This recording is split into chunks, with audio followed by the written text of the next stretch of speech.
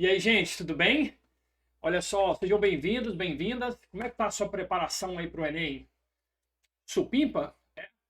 John tá aqui para te ajudar hoje com uma questão de 2018, uma questão de química orgânica pesada, tá? Uma questão que envolve uma análise contextual aí que sai um pouquinho da nossa zona de conforto. Eu espero que você goste muito disso. E qualquer dúvida que você tiver em relação à resolução, já coloca aqui nos comentários, tá? Já toca o sininho para você receber as notificações. Nós vamos estar resolvendo questões aqui quase todos os dias para que você tenha o melhor acesso, a melhor condução, o melhor preparo para o seu Enem, ok? Então vamos assim, ó. Essa questão fala que pesquisas demonstram que nanodispositivos baseados em movimentos, então você vai lá a nível molecular para avaliar muitas vezes um movimento macroscópico, certo? É, movimento de dimensões atômicas induzidos pela luz, né? Então percebe-se que a relação com luz aqui, ó, você percebe pelo comprimento de onda, né? A indução pela luz fez com que gerasse um determinado movimento, né, molecular que repercutiu em um movimento macroscópico, certo? Beleza, então, e essa tecnologia está sendo muito aplicada aí em micromotores. Ok, John. Beleza, e olha só, exemplos de movimento molecular induzido pela luz pode ser observado pela flexão de uma lâmina delgada de silício ligado a um polímero azobenzeno e um material suporte em dois comprimentos de onda, conforme ilustrado na figura. Ok, como a aplicação da luz ocorrem reações reversíveis. Gente, você consegue visualizar que ele afirma que isso é uma reação? O que é uma reação? É transformação de uma substância em outra, certo? Então, a indução, a luz incidindo sobre essa substância promoveu uma reação, entende? Então, tem uma relação fotoquímica aí nesse contexto. E uma molécula, aparentemente, tem um arranjo mais compacto que a outra. Consegue visualizar isso bem aí? Então, vamos lá. À esquerda, você avalia, né, você consegue visualizar que o alinhamento das moléculas ele é mais extenso, ele não é relaxado, entendeu? Ele gera um comprimento maior, entendeu? Ela estende mais, percebe que as placas ficam bem paralelas entre si? Então, já no segundo desenho, o que, que acontece? Percebe-se que a substância formada ali, né, a nível particulado mesmo, aparentemente ela é mais próxima, os grupos dela são mais próximos. E isso, no campo tridimensional, faz com que aquelas placas que estavam até então paralelas fossem puxadas para baixo. Porque com o encurtamento molecular, ela puxa aquela plaquinha ali em cima, né, de silício para baixo. Então, você vai ter um movimento na placa devido ao arranjo das moléculas. Uau, John! Essa questão parece muito tensa, né, gente? Muito complicada, muito cheia de um texto muito inovador. E aí você tem que começar a pensar em alguns detalhes extremamente oportunos aqui, gente. Que é o seguinte: percebe-se que, olha só, essa bolinha aqui, essa, ó, são representações do nitrogênio, beleza? Então, aparentemente, nós temos ali o nitrogênio fazendo uma dupla ligação com outro nitrogênio, ok? Isso acontece tanto na representação à esquerda como na representação à direita. Viu isso? Só que na representação à esquerda, os outros grupos, eles estão conectados nessa disposição, percebe? Você vai ter um grupo aqui e um grupo aqui. Percebe-se um certo antagonismo, né, nesses outros grupos benzênicos, né? Ok? Que ele chama de azobenzênico. É esse arranjo aqui. Agora, do lado direito, gente, você percebe o quê? Você percebe que você tem, de novo, um nitrogênio, uma dupla com outro nitrogênio, cada bastão é uma ligação. E aí percebe-se que os dois grupos volumosos, eles estão em um mesmo lado. Mesmo lado do quê, John? Gente, vamos pensar num plano imaginário. Se você trabalha um plano imaginário aqui, ó, você percebe que aqui, ó, eles se apresentam em lados opostos, ó, os grupos volumosos. Entendeu? Já aqui, ó, se você traça um plano imaginário no plano da dupla, um eixo imaginário no plano da dupla, você vai perceber que os grupos volumosos, eles estão do mesmo lado. Ué, John, parece que eu lembro desse negócio de mesmo lado e lados opostos, só que eu lembro disso no carbono, né? Eu lembro disso para o carbono. Pois é, essa leitura aqui, ela é análoga ao carbono, certo? Só que ela foi feita para o nitrogênio. Percebe que esses grupos em lados opostos desse plano imaginário, eles estariam na forma trans, enquanto que nesse outro, né, onde o plano tá aqui, ó, você tem os dois grupos para o mesmo lado desse plano. E é o que a gente chama de forma cis. Percebe que a forma cis, ela é mais compacta. Dá para você perceber isso, não dá? Os dois grupos do mesmo lado, você tem uma aproximação. Agora, quando eles ficam de lados opostos, aí você tem um afastamento deles. Isso é muito legal, né? Se você quiser até, se você puder aqui agora comigo, só para a gente revisar um pouquinho, olha aqui que legal. Lá na isomeria geométrica, na isomeria cis-trans, né, tradicionalmente nós temos o quê? Carbonos conectados por uma ligação dupla, lembrou?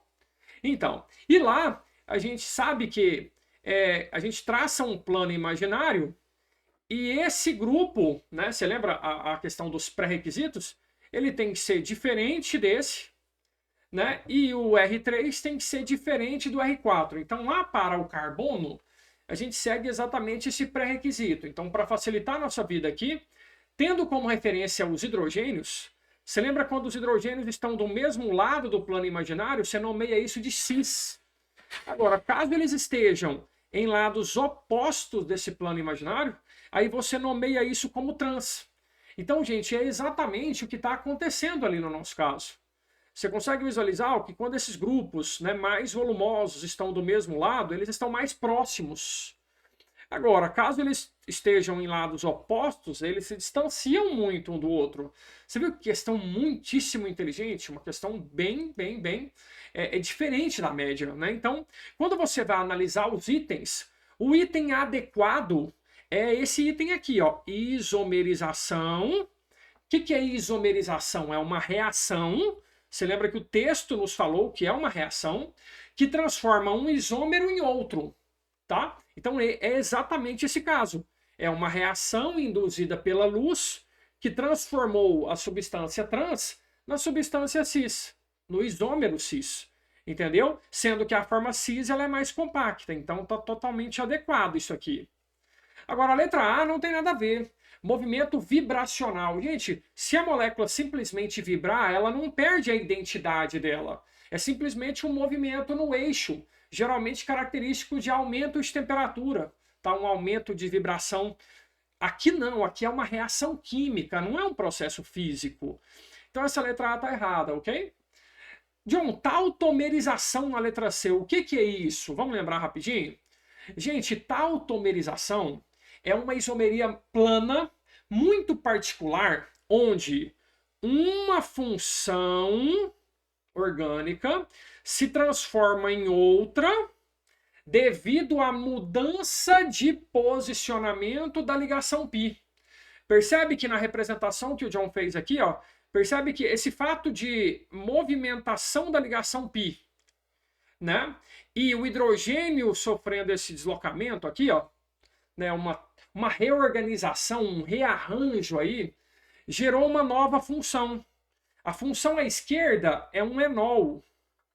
Beleza? A função à direita, né? Você pode ter aí, em alguns contextos, no nosso contexto aqui, tem um aldeído. Então, é uma tautomeria aldoenólica, podendo ser também, em alguns outros exemplos, cetoenólica.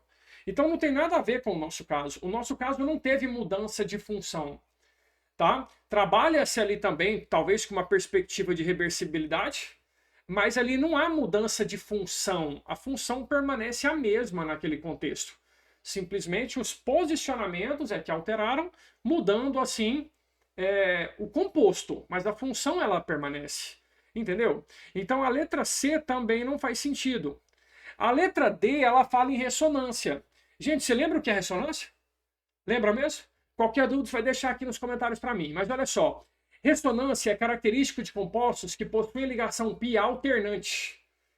Dupla, simples, dupla, simples, dupla, simples, porque aí os elétrons se deslocarão na estrutura. Não é esse caso, gente, tá? Não se adequa ao nosso contexto também.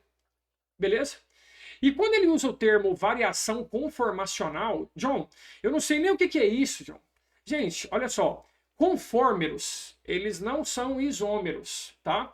Na verdade, os conformeros, geralmente, a imagem até representa algo diferente. Assim, pela imagem, talvez você encontre uma certa diferença entre esses dois. Concorda comigo? Não é? Mas assim, essa diferença ela é tão pequena que não caracteriza um composto novo. Quando a ligação entre os carbonos, aqui nesse caso, é uma ligação sigma, ela deixa a rotação acontecer. Então a variação de energia aqui é mínima, isso não é uma reação química, entendeu? A diferenciação entre esse é muito pequena, eles são conformeros. São representações um pouquinho diferentes, mas para a mesma substância. De novo, não é o nosso caso. O nosso caso é uma reação química. Uma reação química, ela muda a identidade da substância. Entendeu? É muito comum, gente, esse conteúdo dentro de ácidos graxos. Quando você vai ali produzir a margarina, né, você pega muitas vezes um ácido graxo que naturalmente é cis, e o aumento de temperatura, pelas variações, né, pela utilização de catalisador ali, você promove a isomerização da forma cis para a forma trans. Isso é muito legal. Você quer saber mais disso? Então eu te espero no meu Instagram, certo? No link da bio. Ali eu posso te ajudar com o Telegram, eu posso te ajudar com o próprio YouTube aqui, eu posso te ajudar muito com videoaulas especiais, objetivas, diretas, certo? Eu já fiz toda uma compilação Enem para você, ok? No link da minha bio você vai alcançar um curso Top 10 Enem, onde ali eu fiz toda uma coleção, eu fiz toda uma compilação de dados e que vai te ajudar muito. Você vai ser mais rápido, você vai ser mais objetivo no seu estudo. Entendeu? Se isso fez sentido para você, se inscreva no canal e compartilhe com seus amigos. E eu tô te esperando para a próxima. Gostou? Grande beijo. Valeu, meu povo. Tchau!